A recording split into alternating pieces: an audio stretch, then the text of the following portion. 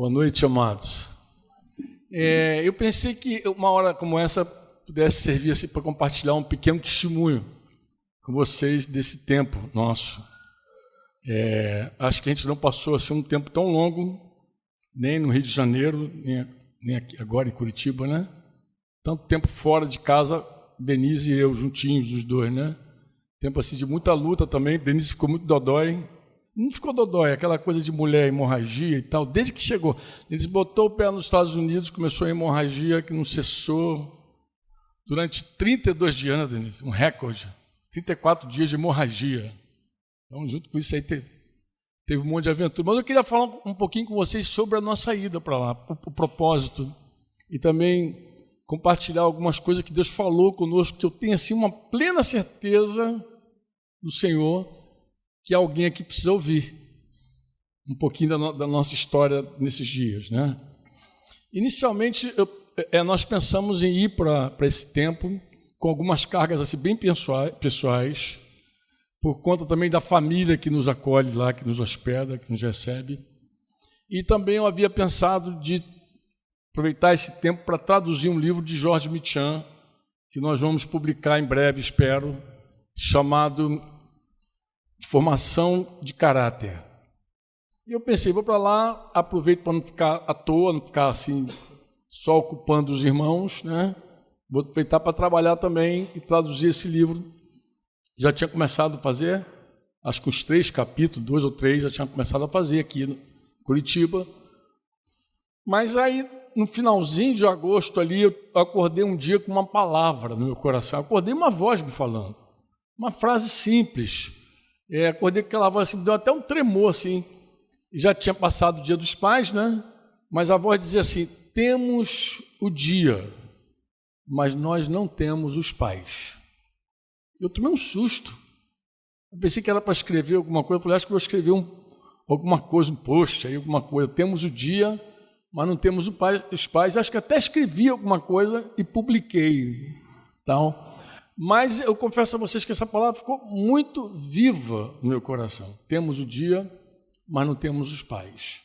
A primeira coisa que eu pensei, assim, quando eu ouvi essa voz, no primeiro momento eu não entendi nada. Né? Eu falei, já passou o Dia dos Pais, o que tem a ver?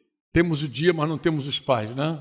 Mas depois, quando o branco passou, eu me lembrei da carta de Paulo aos Coríntios, quando Paulo diz para aquela igreja em Corinto, que ainda que eles tivessem assim, milhares de preceptores em Cristo, assim tem uma versão que fala preceptores, uma outra versão fala mestres, mas a palavra no original é pedagogo, paidagogo, pedagogos. Ainda que vocês tivessem muitos pedagogos em Cristo, pai, vocês não têm muitos, eu sei porque eu gerei vocês. Então vocês têm muitos professores, mestres, mas nenhuma dessas traduções são boas. Por quê? Porque quando Paulo fala de pedagogo, ele está se referindo a um contexto histórico, né? O pedagogo, em geral, era um escravo. Era alguém que cuidava de uma criança, da educação da pessoa, mas não tinha autoridade sobre aquela pessoa, de fato. Ele estava ali cuidando e ele só podia usar da sua autoridade quando, em algum momento, né, a coisa ficasse drástica, muito parecido com os professores de hoje, né? Não tem nenhuma autoridade na sala, né, Moreno? Fica as crianças puxando faca, falando grosso e tal, mas era um escravo. E Paulo diz assim, ainda que vocês tivessem milhares em Cristo de gente que tivesse preocupação com a tua formação, com a educação, pai vocês não têm. E esse é o grande diferencial do pai, entendeu? Pai e mãe exercem autoridade, deveria inclusive exercer. Né? E aí Paulo toma aquele lugar e diz, eu sou pai de vocês, e chega o momento que Paulo chega faz uma pergunta a eles assim, vocês querem que eu vá até vocês como? Com vara? Vocês querem que eu vá com a varinha na mão ou vocês querem que eu vá com espírito de brandura? Como é que você escolhe aí o que vocês querem? Então vocês veem que ele não se exime da responsabilidade de corrigir, de tratar, de confrontar. Né? E aí, com essa reflexão, nós viajamos. E a gente vai para uma terra, que é engraçado, é a terra dos sonhos de muita gente, né? Por causa dos Estados Unidos, tem muita gente que arrisca a própria vida, literalmente. E como a gente passou 45 dias, a gente teve contato com muitos brasileiros cristãos, e quando você tem contato com brasileiros, tem contato também com as histórias dos brasileiros. Tantos que estavam em Orlando, recebemos um casal do Texas, irmãos vinculados a Cabo Frio, muito queridos que estiveram conosco, outros irmãos que vieram de Washington para estar conosco também. Então, nós tivemos nesse contato com os irmãos, a gente tem as histórias dos irmãos e as histórias que eles conhecem. Então, tem todo tipo de história que você possa imaginar de gente evangélica, gospel, crente, sei lá o nome que dá para esse negócio, que faz qualquer coisa pelo sonho americano, né? Literalmente, né? É o sonho americano. Eu tive a oportunidade de ministrar uma palavra um dia lá, fui convidado pelo pessoal da Igreja Batista Atitude de Orlando, fui lá, ministrei, compartilhei, até falei sobre o sonho de Deus. Falei, vou perder a oportunidade de falar do sonho de Deus, né? Mas já estava diante de um público que eu já olhava e já conhecia um monte de história, né? A igreja em Orlando, ela cresce assustadoramente. Por quê? Porque o povo que vai para um país que não é o seu país, ele quer ser acolhido. E a igreja acaba sendo um lugar legal de acolhimento. A igreja acolhe, a igreja recebe, né? E aí multiplica-se brasileiros por todos os lados, e muitos doentes, assim, depressivos, angustiados, sabe? E tendo que enganar, aplicando visto para uma coisa, fazendo outra. Irmãos, é uma loucura, é uma loucura. A última história que eu vi lá de um casal de brasileiros, que eu fiquei de pasmo, dentre as muitas histórias que nós ouvimos, né? Denise está ali, a minha testemunha, de um casal cristão que decidiu se divorciar. Mas não porque tem litígio, eles gostam, eles queriam se divorciar para que tivesse a oportunidade de casar cada um com uma outra pessoa que concedesse um visto para eles. E queria a bênção da igreja. O irmão falou assim, olha, Franco, o último casal que a gente perdeu aqui foi assim. O casal queria se divorciar para ter o visto. Para casar. Casal lá que o cara vai entrar numa relação homossexual para ter o visto. Aí tu fica assim, meu Deus, tudo por um sonho, né? Um sonho. E as histórias das pessoas que faziam de tudo para entrar nos Estados Unidos, pelo México, coisa da gente, corre risco sério de morte mesmo. Aí você fica ouvindo assim as histórias, fica pensando, meu Deus, eu entendo quando isso envolve o incrédulo. Mas quando isso envolve a igreja, gente, olha, sinceramente, eu nunca estive num cenário tão bom para escrever um livro. Porque o título do livro que eu creio que Deus me deu foi Paternidade Espiritual. Perguntas e respostas. E eu nunca escrevi tão rápido um livro. E tanta folha, né, cara? Acho que esse livro vai ficar gordo. Eu gosto de escrever para preguiçoso, né? Meus livros são poucas páginas e fonte gigante. Embora a Tita não respeita muito esse padrão, eu digo, Tita, bota uma fonte grande, uma letra grande, porque o cara diz, eu não enxergo. Não, é 14. Lê aí, 14. E rápido, você lê numa viagem. Quando eu comecei a escrever, eu pensava no subúrbio, o cara sair de Santa Cruz para o centro do Rio e já leu o livro. Então, numa viagem só, ele já leu o livro. Então, eu falei, a gente vai fazer livro para preguiçoso. Só que agora não ficou preguiçoso, não. O livro tem, acho que 170 páginas A4. Mas, gente, é muita inspiração. Porque eu olhei assim e vi um bando de pessoas carnais. Eu nunca vi tanto crente carnal junto. É a figura. Quando eu falo carnal, vocês dizem, mas o que é carnal? Carnal, deixa eu definir para você entender. Carnal. Eu vou ler a escritura contigo. Vou pegar aqui emprestado aqui um texto. Eu acho que eu nunca falei desse texto dessa forma, mas eu acho que agora ele se aplica tremendamente. Quando Jesus termina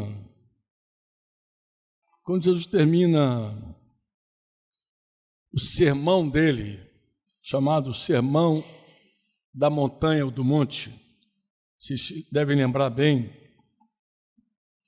Sermão da Montanha, Jesus está lá no capítulo 5, 6 e 7. O Sermão da Montanha é Mateus 5, 6 e 7. Lucas também reproduz mais parte do sermão, mas o sermão mais completinho, a gente diz que está em Mateus, né? Mateus 5, 6 e 7. E lá no capítulo 7 de Mateus, no finalzinho, quando Jesus já está terminando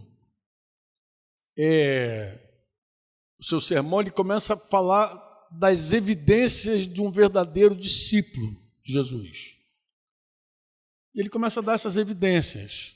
Ele fala que nem todo mundo que chama ele de Senhor, Senhor, entrará no reino dos céus.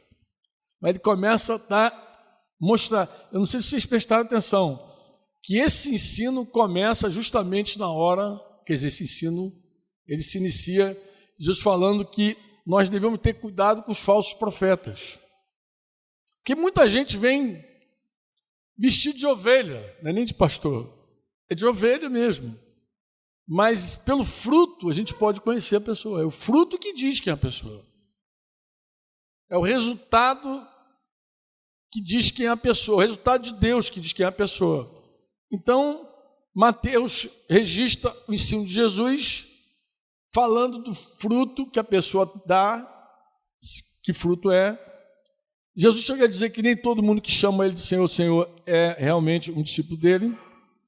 Mas no versículo 24, talvez tenha um dos textos mais conhecidos da igreja.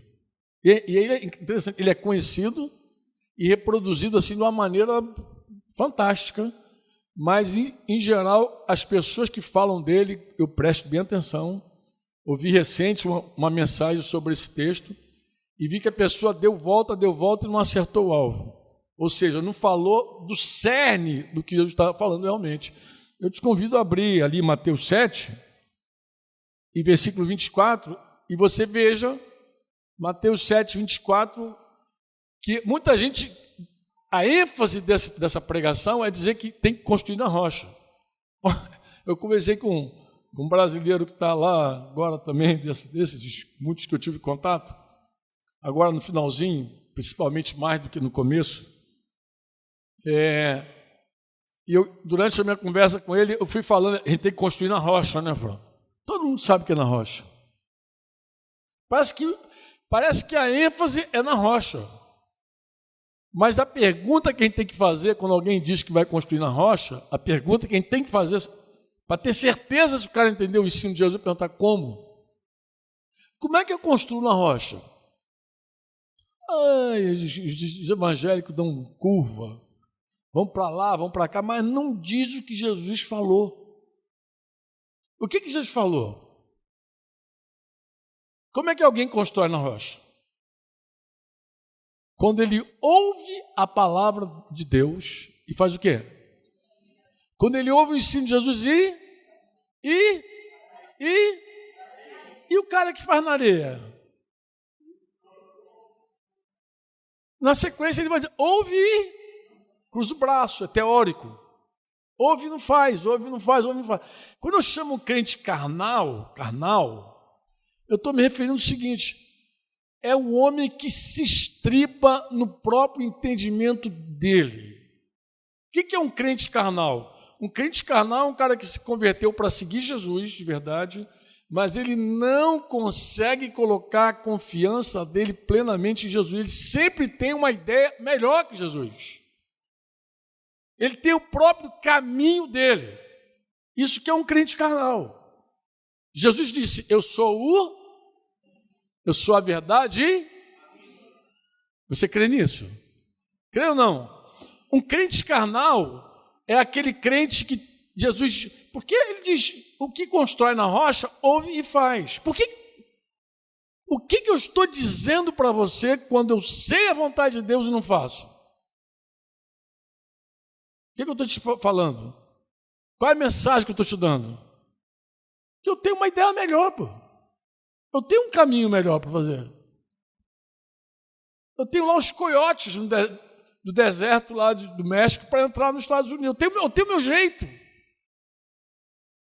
Porque, engraçado, assim como você vê também um montão de gente na carne, tem exceção, tá, amados? Graças a Deus a gente encontrou umas exceções assim, de gente que Deus de verdade levou para os Estados Unidos. E é engraçado, eu não vi um crente, eu não ouvi um que dissesse, estou aqui na carne. Todos Deus levou. Deus me trouxe, Deus me trouxe, Deus me trouxe, Deus me trouxe mentindo, Deus me trouxe enganando, Deus me trouxe... Todo mundo está lá porque Deus levou. É impressionante. Não dá nem para dizer, será? Mas você me conhece, né? Tem hora que não dá, né? É mais forte do que o vovô, né, cara? Tem hora que eu sou exigido pelo Senhor a confrontar a pessoa com a verdade. E mostrar que os caminhos do Senhor, eles são altos. O que é um crente carnal? Um crente carnal é o crente que tem solução para ele mesmo. Fora de Deus. Deixa eu dizer uma coisa para vocês, irmãos. Deixa eu ficar aqui mais à vontade. Para você me entender. O Senhor, Ele nos abençoa com muitas bênçãos. Bênçãos espirituais, a igreja diz que ela foi abençoada com toda a sorte de bênção espiritual. Ou seja, Efésios capítulo 1 diz que todos nós que somos cristãos, bênção espiritual para nós não falta. Temos todas. Você diz amém ou não? Mas tem bênção para esse tempo, para essa terra que nem todo mundo tem. Você concorda ou não? Sim ou não? Longevidade é uma bênção. Mas tem crentes que morrem cedo. Tem irmãos não experimenta longevidade. Saúde é uma bênção? Sim ou não? Mas tem gente que passa aperto, passa doente a vida, um período da vida longo, fica enfermo. Beleza é bênção? As mulheres vão dizer que sim, né? É uma bênção ou não é bênção, irmãos? É temporária, vã é a graça, enganosa a formosura. A mulher que teme o Senhor, é temporária. Eu lembro que lá no Chile, no encontro Muroporta, eu falei, Tita, coloca a Vera Fischer com 18 anos. A gente vai chegar até os 80 dela, mas vamos lá. E fomos apresentando a Vera Fischer lá no encontro de jovens, porque eu, como chileno, não conheciam bem Vera Fischer, né? Quando a gente colocou Vera Fischer com 18 anos, o pessoal, Mas o tempo é cruel com todo mundo, né, cara? Quando a gente exibiu a imagem da Vera Fischer já nos últimos anos, o pessoal já não estava tão alegre assim, né? Mas beleza é uma bênção. Riqueza é bênção. Sim ou não? Riqueza é bênção. A Bíblia diz que Deus faz a pessoa ficar rica. É rica, mas é uma bênção. Sabedoria é uma bênção? Sim ou não? E quando eu falo sabedoria, eu não estou falando sabedoria espiritual, eu estou falando sabedoria mesmo. Tem gente que tem luz para as coisas. Inclusive, deixa eu pegar carona aqui para te falar uma coisa aqui que eu julgo que é importante. Assim, muita gente, porque a carne é interessante, quando você está na carne, você vive nos extremos. Ora, tudo foi Deus que falou. Cara, e esse grupo tem um montão. Deus falou para comprar, Deus falou para vender, Deus falou para pular, Deus falou tudo. Não, aí Deus falou, comprei. Aí Deus falou, vendi. Aí Deus falou... O cara nunca fez nada que Deus não tenha falado com ele. Ou seja, ele não tem responsabilidade nenhuma. Não tem responsabilidade nenhuma. Ó, numa das conversas que a gente teve com uma moça lá, Denise nesse dia, ela falou assim, Franco, voltei com dor de cabeça. Como foi difícil esse negócio. A menina falou assim, olha, meu primeiro casamento eu deixei Deus escolher. Como ela se divorciou, agora falou com Deus, não, agora quem eu escolho agora?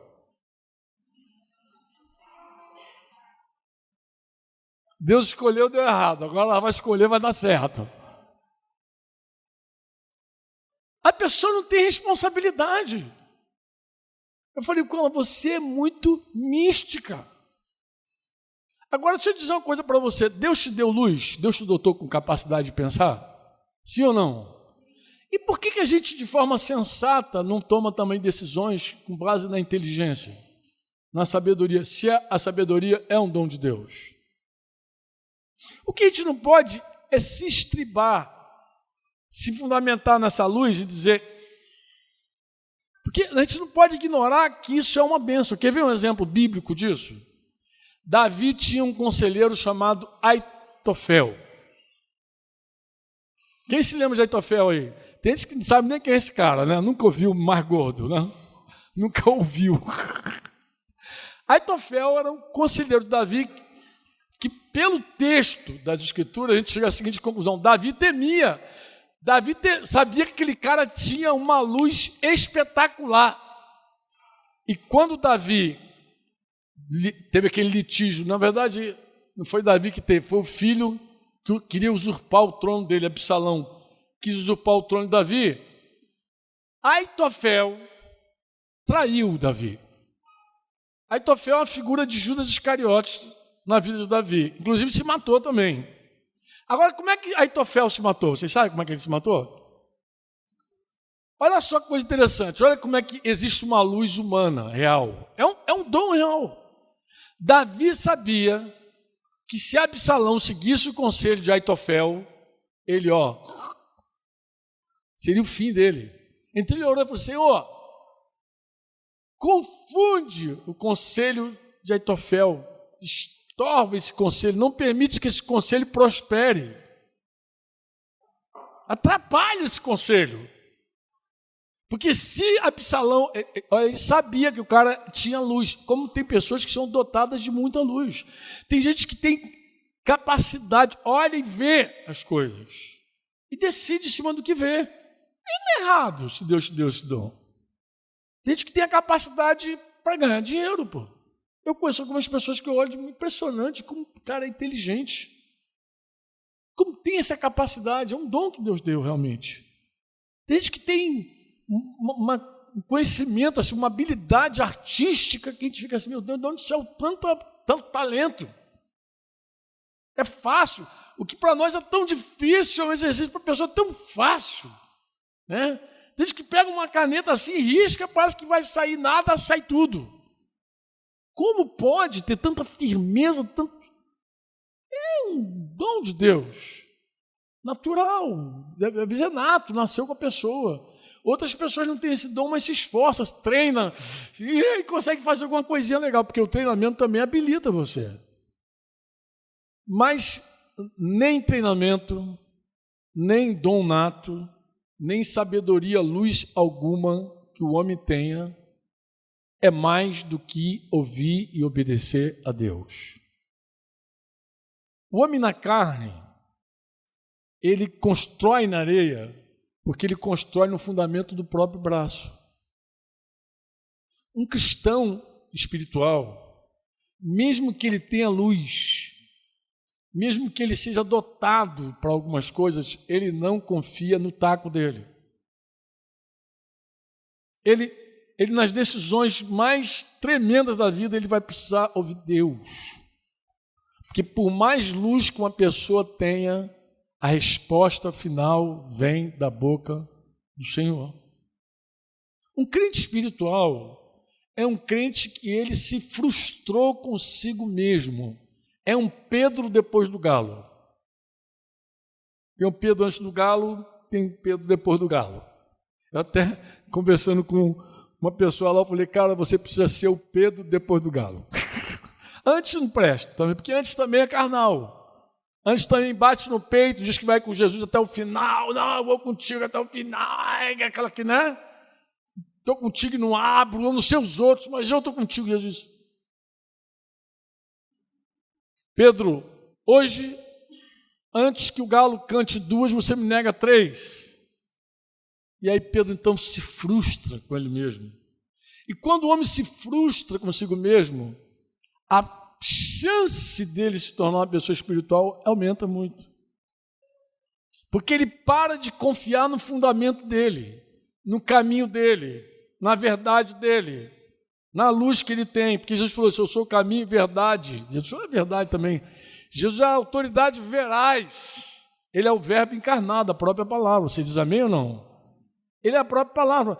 Então, você quando não faz o que Deus quer, não pratica o que Deus quer, você está enviando uma mensagem, você está dizendo assim, eu tenho um caminho melhor, eu tenho a minha própria luz, eu vou andar na fogueira da minha tocha. Isaías diz isso, né? Vocês que ficam andando na própria luz de vocês, se aquecendo no próprio fogo de vocês, vocês vão ver só. A mensagem do Senhor pelo profeta Isaías. Então, às vezes, a gente tem nossa própria luz. A gente tem nosso próprio fogo. Mas um homem carnal, ele acredita, ele confia, ele aposta em sair. É a ciência dele, é a minha faculdade. O homem espiritual é um homem que se frustrou com isso, que se decepcionou com isso. Moisés, com 40 anos, pegou a espada para libertar o povo de Israel do Egito. Matou um egípcio e ficou recluso por mais 40 anos. Vocês conhecem a história de Moisés? O que Deus fez com Moisés esses 40 anos no deserto?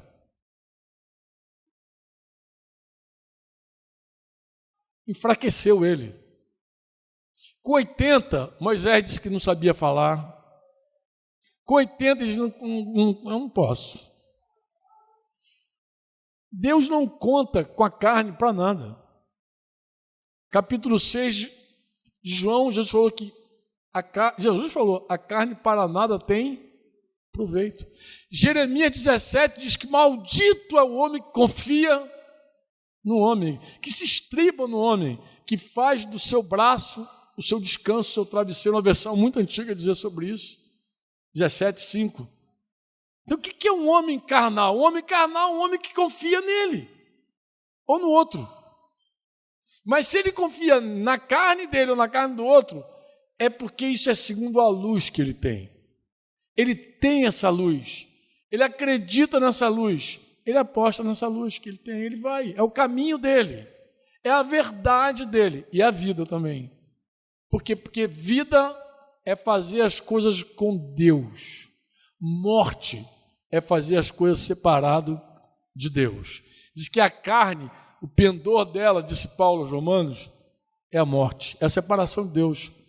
Carne não aceita nada que é de Deus, não sei se você sabe disso. Teu filho, quando nasce pequenininho, ninguém disse nada para ele ainda. Nada. Ninguém ensinou nada para ele ainda.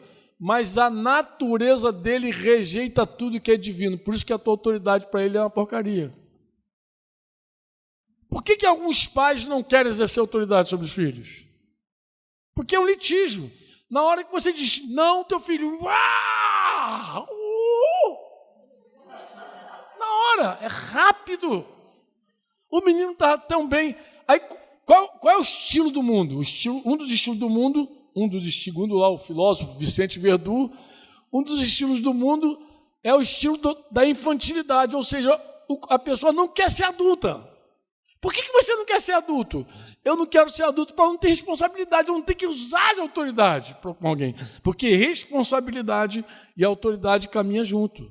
Quando você é responsável por alguma coisa, quando você responde por alguém, você exerce autoridade sobre aquilo. É por isso que Deus te dá autoridade, porque você vai responder. Então, quem busca responsabilidade acaba encontrando autoridade na vida. E quem só busca autoridade, às vezes nunca encontra, porque não quer ter responsabilidade com ninguém. Um monte de homem fraco que a gente tem hoje, que não quer casar, não quer assumir ninguém, é muito também por conta de não querer ter responsabilidade com ninguém, pô. Não quer ter responsabilidade com mulher, com filho, não quer, pô. Por quê? Porque a responsabilidade também exige dele autoridade. E o homem não quer exercer autoridade. Mas por quê? Porque toda a carne rejeita a autoridade. A carne é contra toda a autoridade. Porque toda a autoridade vem de quem? De quem vem? Romanos 13. Toda a autoridade vem de Deus? Sim ou não? Sim ou não? E a carne é inimiga de Deus? Então como é que a carne vai receber toda a autoridade que vem de Deus? Nunca. Aqui começam os litígios. Você sabe que a gente encontrou, ao longo desse tempo, uma situação interessante. 3 ocasiões, 2 em Brasília, Agora, nesses últimos, antes de viajar lá para os Estados Unidos, algumas outras viagens que eu fiz, um caso assim que me chamou a atenção de uma mãe desesperada, quase depressiva, com um filho, porque, segundo ela tinha perdido o coração do filho dela. Não tem mais o coração do meu filho, coisa e tal. A gente conversando lá, falei, olha, teu filho, quando era pequeno, você já não tinha, quando você tinha que dizer não para ele. Porque a carne do teu filho rejeita a autoridade, nem ele sabe disso. Tem filho que diz assim, eu amo meu pai, mas por que eu não me dou bem com ele? Não, você só não se dá bem quando teu pai diz não. Quando tua mãe diz não, aí está todo o conflito da tua vida. Quando alguém tem que exercer autoridade sobre você, que dá o problema. As mulheres, em geral, querem casar com homem macho. Não, eu quero um homem, tem que ser macho. Mas quando casa, quer que ele seja fêmea. Por quê? Porque ele macho, ele vai ter que exercer a autoridade. Não estou falando machismo, não, amado. Eu estou falando masculinidade. Estou falando do cara macho, responsável, homem, que traz para ele a situação, a responsa. A mulher quer, mas quando o cara vem, ela diz... Mas o que rejeita? Não é ele. Não tem nada a ver com ele. Ele nem sabe disso. É que toda autoridade, diga toda autoridade. Diga toda autoridade provém de Deus. Amados, a única coisa que trata e lida com a nossa carne de forma frontal é a autoridade de Deus. Por isso que a gente precisa de paz. Paz, não é paz com Z, pai e paz. Pessoas que têm uma responsabilidade conosco. Depois de várias audiências, várias pessoas, eu saí dos Estados Unidos com agonia. Eu te confesso, cada encontro era uma agonia de alma. Ainda bem que a maior parte do meu tempo gastei escrevendo. Porque se eu passasse com pessoas, eu ia voltar de lá numa crise mais profunda ainda. De gente que não tem nenhuma paternidade. Nenhuma. Gente que não tenha uma pessoa que diz, não faça. Gente que não tenha uma pessoa que exerça autoridade sobre ela. Gente que não tem. Não tem, porque muita gente não quer exercer, tem medo do conflito. Tem pastor que prefere não exercer. Tem pai que prefere não exercer autoridade, quer ser amigo do filho. Não pai. Mas qual é o problema de ser amigo do pai? Não. É que o amigo é joia. Mas tem uma hora que, quando tem que ser pai, é que é o problema. Não é assim, Deraldo? Na hora de ser pai, é aquele negócio que a porca torce o rabo, né? Na hora de ser amiguinho, jogar bola, brincar. Aí falei com o pai lá em Brasília também. Falei, querido, se tu sentar na porta da faculdade com tua filha, fumar um baseado, tocar uma viola, e ela vai ser tua amigona. O problema é quando você tem que dizer não. E quer gravar esse problema? Quer gravar? É só você querer ser um santo. A hora que você quiser ser um santo, aí piorou. Porque teu filho, além de não querer a tua autoridade, também não quer a tua santidade. Ele não quer nada que é de Deus. A carne não quer nada que é de Deus. É por isso que, para abraçar tudo que Deus tem, nós precisamos crucificar essa infeliz, entendeu? Tem que viver, tomar a cruz todo dia, porque ela, de verdade, não se sujeita a nada que Deus quer. Estou resumindo aqui o meu testemunho, mas, em suma, era isso que eu queria dizer para vocês.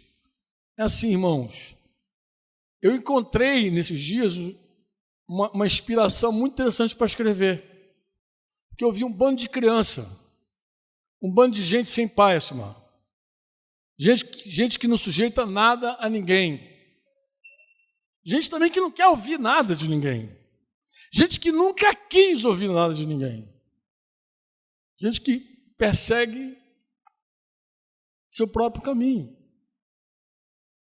Gente que não entende e não quer entender.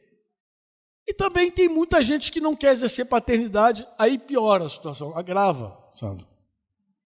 Você vê gente que não quer ter responsabilidade com gente. Você vê gente que não quer cuidar de gente. Você vê gente, irmãos que poderiam dar para outros irmãos, mas se negam a dar. não quer responder pela vida de ninguém, não quer se gastar, não quer se gastar, não quer ser exigido, porque você cuidar de outra pessoa exige de você. Aí você não quer ser exigido. Aí você encontra gente, Simar, que poderia ajudar outras pessoas, poderia estender a mão. Estou falando algum exagero, amor? Tu acha que eu estou sendo preciso no que eu estou falando? Denise está ali. Nós conversamos muito, né, Dê? Em vários momentos a gente sentava e conversava, poxa, fulano poderia ajudar Beltrano. Essa mão poderia estender para ela, mas também não vai estender. É a lei de Muricy, cada um trata de si. Isso é um samba antigo. Isso é do tempo que Deraldo era jovem. Lei de Muricy, cada um que trata de si. Lei de Muricy, eu trato de mim, você trata de si. Isso é um samba velho. Eu vou dar um pagode lá em casa, minha sogra não vou convidar, Cada um trata de si, mas não quer nem saber da sogra. Mas é assim, é a lei de Muricy que reina no meio dessa galera. Então você tem de um lado um monte de gente rebelde, que não quer ouvir Deus, mas diz que é crente. Gente que produz seu próprio caminho, gente que anda na sua própria luz, sua própria força, e gente que tem um pouquinho mais de luz, que teve ajuda, que também não quer estender as mãos e acudir, e ajudar. Porque quem quer ter responsabilidade com outra pessoa? Olha para cá, olha para dentro agora, olha para cá, vamos para nós. Olha aquele anjo ali, acabou de chorar, que beleza, glória a Deus, ó. Quem quer ter filho para cuidar de filho? Cuidar mesmo, não é terceirizar não. Não é mandar para a escola, mandar para a igreja, mandar para outro criar não, porque isso aí é mole. Ter filho para mandar para os outros criar é mole.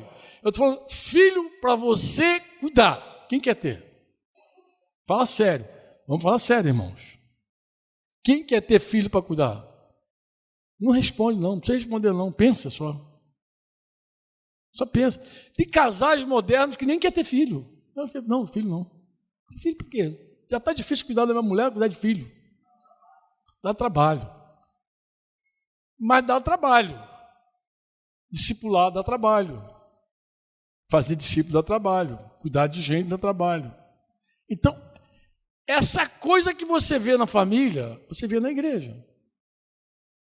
Então você tem de um lado um bando de gente débil, seguindo na sua própria força, na sua luz. Imagina a igreja de Corinto sem paternidade e Paulo sem responsabilidade.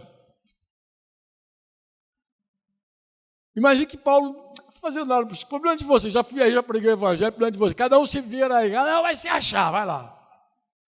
Vou orar daqui e vai dar tudo certo no final. Imagina assim, um Paulo orando à distância, sem nenhuma atitude, sem nenhuma ação, e um bando de criança fazendo o que quer numa casa. Esse é o quadro. Alguém tem que se apresentar, dizer, vou te ajudar, puxar a vara. Como é que tu quer que eu trate contigo? Com vara ou sem vara? Vou te ajudar. Tu vai ouvir umas coisas que tu não vai gostar, mas vou falar. Vou correr o risco de ser mal interpretado por você várias vezes, de se chamar de dominador, que me meto na tua vida, mas vou me meter mesmo. Já estou sabendo. Vou me meter. Não vou deixar você me meter, vou me meter. Vou me meter na tua vida, vou te ajudar. Eu quero ter essa responsabilidade contigo. E exercer. Ah, por quê? Porque você está sem pai e sem mãe, literalmente. Já viu uma pessoa sem pai e sem mãe? O estrangeiro, o órfão e a viúva sempre foram notados nas escrituras como um povo que precisa de cuidado, né? Deus sempre falou do pobre, do órfão, da viúva e do estrangeiro. Quando eu chego no Brasil, irmãos, eu falei para Denise, eu amo o Brasil. Estou em casa. I love you. Eu amo esse país, porque é o meu país. Nós temos irmãos no Chile muito amados. Muito amados. Quem vai ao Chile Conhece aqueles irmãos lá, como são maravilhosos. Mas eu não sou chileno, eu sou brasileiro. Eu posso morar no Chile se Deus mandar, e Ele vai mandar e eu vou dizer, tá bom, eu vou. Mas não é aquela, eu vou para o meu país. Teu país é teu país. Aqui você não é estrangeiro. Aqui você tem teus direitos. Você fala aqui, se tiver um acidente na rua, um problema no trânsito e tal, você está ali, é igual o outro. Não é uma corrupção da polícia, mas você é brasileiro. Você está em casa. Você está lá fora, você está desamparado. Vai ser sempre um estrangeiro. E se for nos Estados Unidos, vai ser olhado ainda assim, ó, de cima para baixo. Você é um latino. Estar ali pela vontade de Deus é uma coisa. Estar ali pela própria vontade é outra coisa. Estar ali porque você quer promover teu sonho no peito e na raça, eu te falo, você está sem pai e sem mãe. Você está sem norte. Você está à deriva. À deriva. As pessoas ficam maravilhadas. Eu trabalhei, já comprei aqui, já comprou aqui. Um negócio doido. Amados. Vou terminar com vocês assim. Depois de uma semana encontrando um monte de gente embasbacada com os americanos, com os Estados Unidos, embasbacado, com a boca aberta. Hoje eu estava caminhando. E onde eu caminho, o Cristiano já falou, que lugar lindo, né? Normalmente, como eu fico hospedado numa casa, num condomínio muito luxuoso, o lugar é muito lindo, realmente. Onde eu caminho, só tem mansões. Onde tu olha, tem mansão. A casa mais feia é a mansão. A mais feinha é a mansão. A menor casa, sei lá quantos metros quadrados deve ter, 500, 600 metros quadrados, menor. Eu estava caminhando e vinha pensando assim, meu Deus, o que faz um crente ficar embasbacado com tudo isso aqui? Por que a gente fica embasbacado com a beleza, com a riqueza? A gente fica... mas foi Deus que criou. Falo, pelo amor de Deus, amor. Então você tem que conhecer Deus. E eu fui caminhando e fui me batendo assim um negócio no coração assim, tão estranho.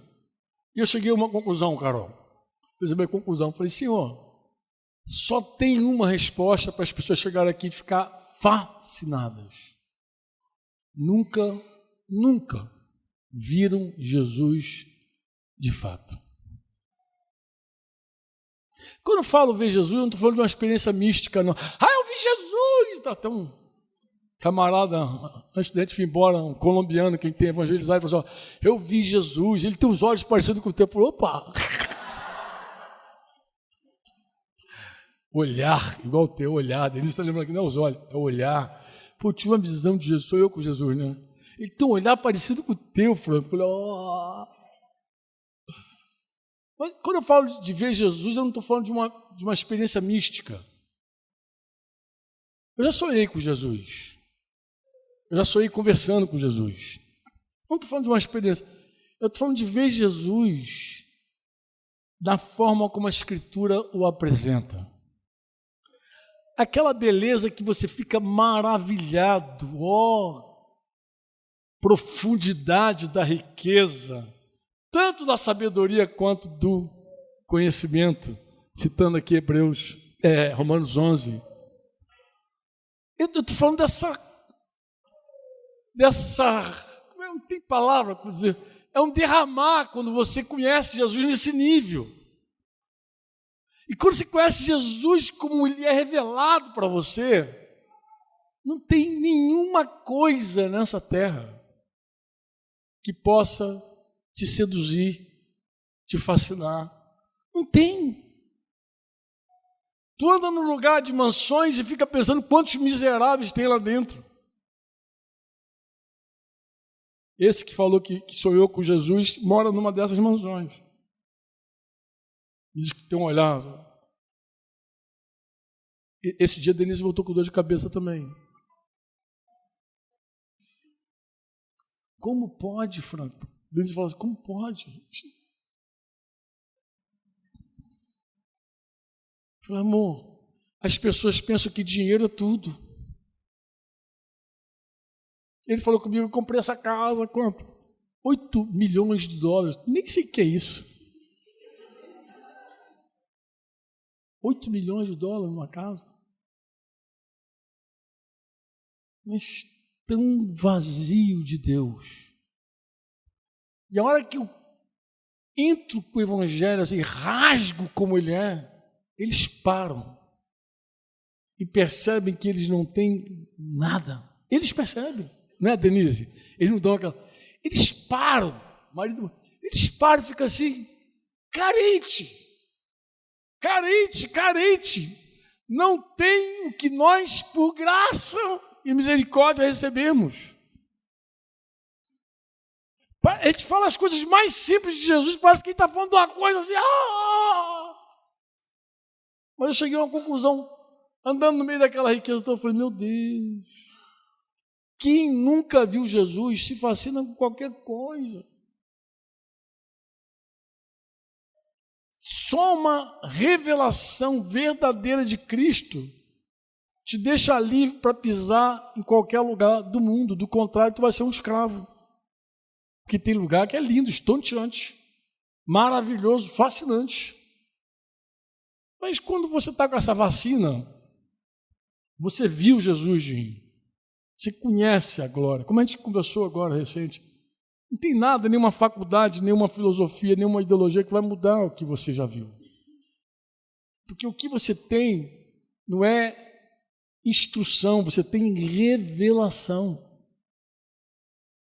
Não foi algo simplesmente que você leu, foi algo que te foi revelado. O nosso conhecimento não é um conhecimento natural de alguém que sentou numa Bíblia, sentou na Bíblia não, sentou diante da Bíblia e leu e falou assim, agora eu sei tudo. Não, nós fomos revelados acerca de Jesus. Tudo que nós temos ao longo desses anos foi construído em revelação, de conhecimento real com Jesus, de Deus falando, de Deus nos provando, de Deus nos experimentando. Nós temos experiência real com Deus. Amém ou não? De orar e ser ouvido, de ver Deus manifestar a glória dele na nossa vida. Nós temos momentos maravilhosos, momentos também de dor. Passamos também pelo vale da sombra da morte e ele não nos abandonou. Alguns aqui, não sei se todos, podem dizer assim, o Senhor é o meu pastor, nada me faltará. Eu tenho certeza disso. Tem gente que já viu desse nível, já conhece desse jeito Jesus.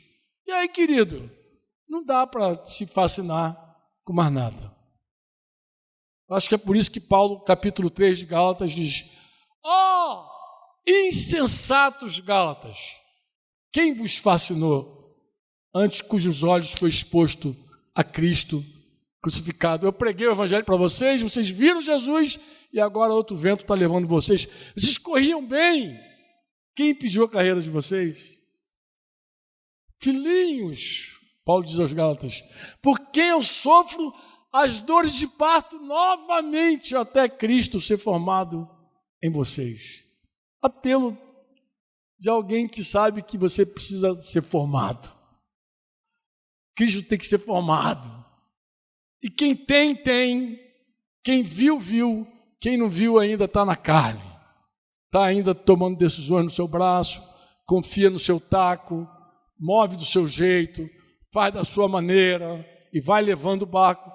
Mas à medida que você confia em Deus, você diz, não vale a pena fazer, Franco, do meu jeito. Por isso que a gente ouve e pratica. Esse é o jeito de Deus. Essa é a forma de Deus. E é desse jeito que eu quero. Inclusive, se não for desse jeito, eu não quero. Se não é do jeito de Deus, eu não quero. Porque eu sei que isso aí é areia. Amém? Esse é o meu testemunho. O livro terminou, espero que vocês leiam, espero que Deus fale com vocês por meio dessas páginas aí que eu falei, que eu não sei quantas páginas vão virar depois que for diagramado. Mas o meu apelo para vocês é esse, irmãos, olha, que o Senhor possa te levar para qualquer lugar do mundo, para ser um pai e uma mãe, porque está carente o negócio está feio. Que você não tenha medo de exercer a autoridade de Deus na vida de ninguém.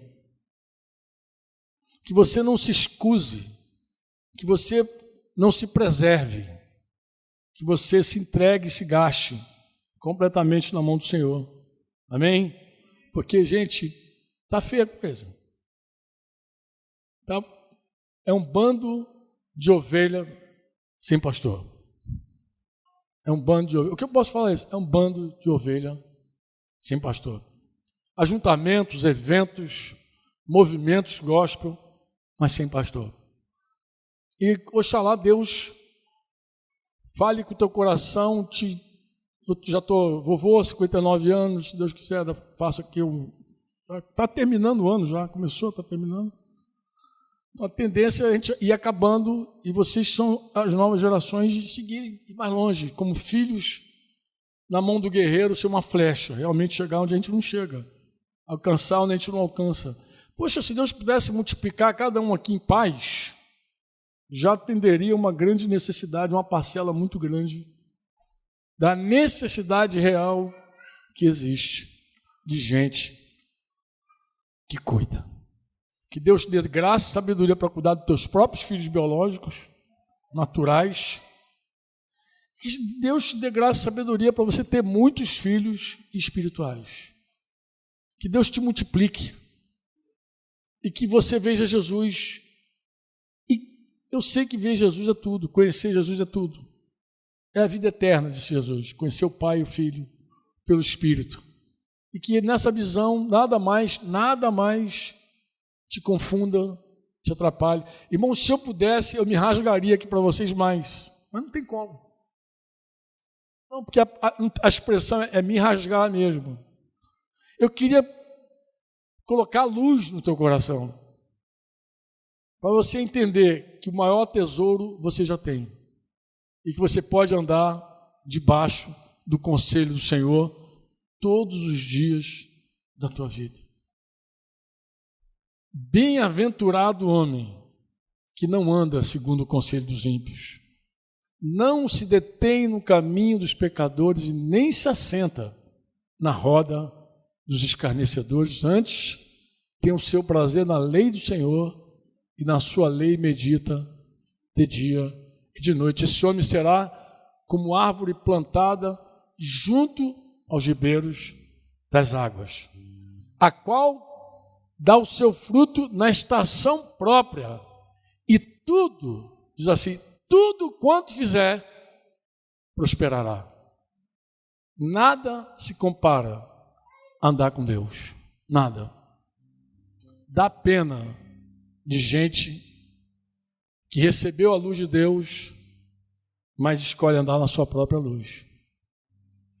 Que tem o Espírito Santo no seu coração, mas prefere ouvir a voz do seu ego. Decidir e ser presidido pelos seus próprios sentimentos, razões e vontades. Amém? Posso orar? Vamos orar? Pai, eu não sei, Pai, o quanto, até onde, Senhor, Tu podes tocar o nosso coração hoje, nessa noite, e o quanto Tu pode seguir falando com cada um de nós sobre esse tema. Nós não queremos, Senhor, andar na nossa força. Nós não queremos nos mover na nossa própria razão, vontade. Nós não queremos que os nossos sentimentos presidam, que nossas emoções tomem conta. A única coisa que a gente quer de verdade é que o Teu Espírito nos guie, nos leve. Mesmo reconhecendo que Tu já tem nos dado tantos dons, Senhor. e tantos talentos e tantos recursos, Senhor, mas nada se compara à tua doce voz, Senhor.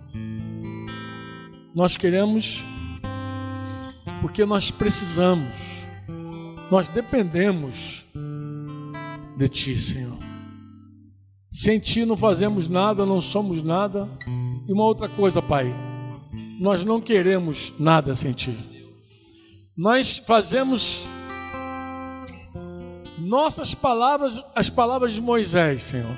Se tu não for conosco, a gente não quer ir para lugar nenhum. Tu precisa estar no nosso meio. Tu precisa estar entre nós, Senhor, e fazer do teu jeito. Nós queremos que tua presença seja conosco para sempre. Pai, a gente quer ver com os teus olhos. A gente se entrega mais uma vez a ti, porque a gente não é nem suficiente para tanta necessidade, Senhor. Mas tu sabes o quanto tu podes contar conosco. Pai, se alguém entrou aqui hoje limitado, se alguém entrou aqui ainda fascinado, enfeitiçado com alguma coisa, iludido, a palavra iludido, Pai. Se alguém entrou nesse lugar aqui debaixo de uma ilusão humana, carnal e até espiritual, que seja livre em nome de Jesus, Pai. Pai, que essa noite seja uma noite de luz no coração. Revela Jesus, Pai. Mostra a grandeza de Jesus, a riqueza de Jesus, a sabedoria de Jesus, para que ninguém se veja pobre, para que ninguém se veja